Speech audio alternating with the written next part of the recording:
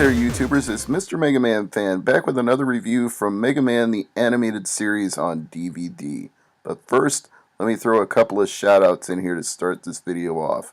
I want to thank Benny Bingo, who helped me out by getting me a replacement box for my Atari 7800 Ace of Aces game, which unfortunately, due to a long story I won't go into here, suffered some water damage. And the reason you see a bunch of miscellaneous stuff all around me is because I had to figure out if anything else was damaged, so I did some cleaning. Yes, that's a Samba de Amigo controller for the Sega Dreamcast, and no, it was not damaged. I'm happy about that.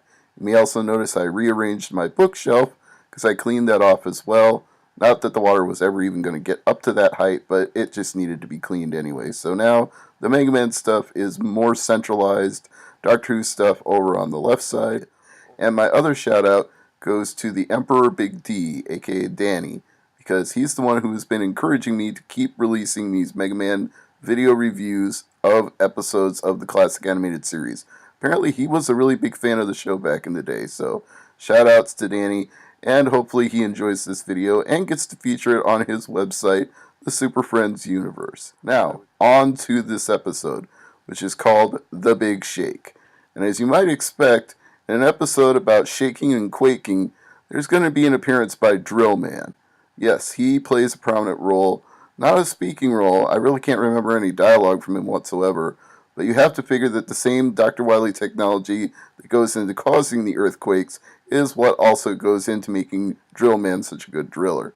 And incidentally, with about 3 minutes left to go in the episode, Dr. Wily reveals that the city he's been threatening with earthquakes is New York City.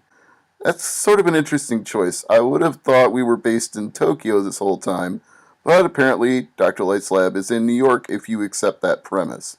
And we move on with the episode itself, which has some of the corniest dialogue yet.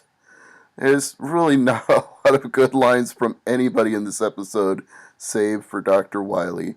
And Mega Man's getting really bad with these cliched catchphrases like sizzling circuits and rockin' robots. Come on, give Mega Man some better dialogue so he doesn't get so annoying.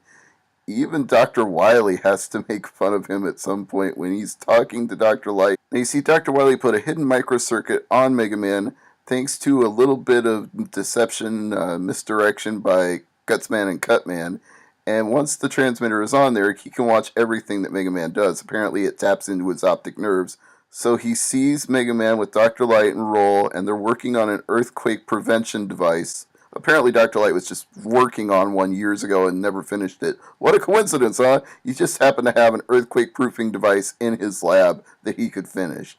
But as he's watching all three of them working on it, he gets the line, "Oh, such a touching family moment." Okay, Dr. Wily is the best character in this show by far, seriously. He's the only one who has good dialogue. He's the only one who gets sarcastic remarks. Dr. Wily is the best.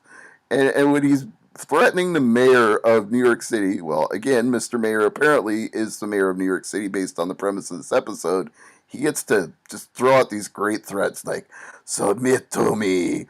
If you don't, I'll shake your cities to the ground, one by one."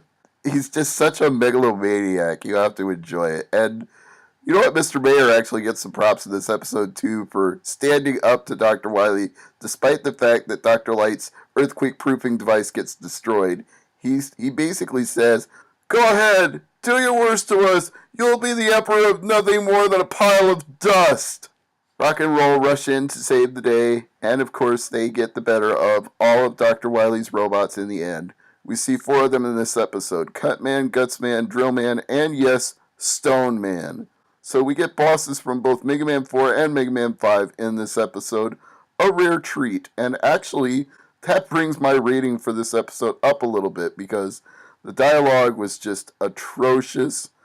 I just couldn't stand it most of the episode. The only good lines were either Dr. Wily's or the mayor's for the brief point where he got to stand up to Dr. Wily. And Roll is still being treated like she's just, it's sexism. That's the only way I can say it, because even Dr. Light says when she builds an earthquake detection wand. Like, she sticks it out of her hand that's normally the vacuum cleaner. She's like, I can find the epicenter of this earthquake with my earthquake wand. I'm going with you. Blah, blah, blah, blah, blah. And they're just like, nope, you stay here. It's too dangerous. Are you serious? She's a robot, the same as Mega Man. She's his sister. You don't think she's tough enough to handle it? In fact, the one robot that does get damaged in this episode is Mega Man. When Dr. Wily tries to shake Light's lab to the ground, a huge steel girder falls on him and separates his arm from his shoulder. He's got a dislocated shoulder, and Dr. Light's worried that his other circuits might be damaged too, and so they do a diagnostic on him. So Roll's perfectly fine. Mega Man gets injured, and yet it's too dangerous for Roll to go with him. I say bullshit. But other than that, because Dr. Wily has some really awesome lines in this episode, because Gutsman, Cutman, Drillman, and Stoneman, 4 different robot bosses all appear in this episode, I can still give it 3 megas out of 5. But the dialogue is really killing me here. If it's this bad in the next episode, I don't know how many Robot Masters they're going to have to send to justify it, but it's going to be hard to keep giving 3 or better with dialogue this bad. Oh, and one more thing. Since Danny asked me to mention it from my last episode and it got left out, here we see Rush as a bat. Why did he never have this power-up in any of the Mega Man games? I would have loved to have Rush as a bat who could just carry you over chasms.